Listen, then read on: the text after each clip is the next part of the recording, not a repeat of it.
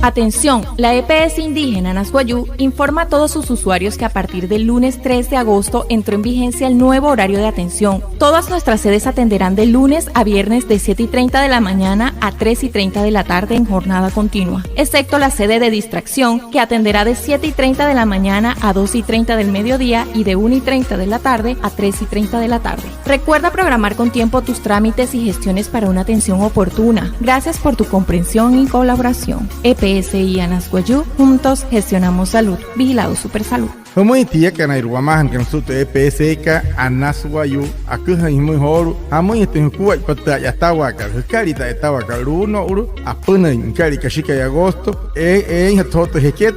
kari ya tawa usuario de explica Anasguayú runo ran pierna las 7:30 Guatemala ran las 3 arica Guatuaren tía nata te tiene se te explica Anasguayú distracción o hasta las 7:30 Guatemala ran las 12 kare o tamusia o entre la 1 arica ran las 3:30 arica hurra pan usuario de casa pan rahat ka pan rapamaran fir ka pasmon te caía apna karmon anaya o te sapia o te sa tu vaya tanka bueno waku no ki mo te PSI ka Anasguayú hiya ka no to wayakan acha ira shwaku pura ana hna chiwai na tuma na hrikan sa ana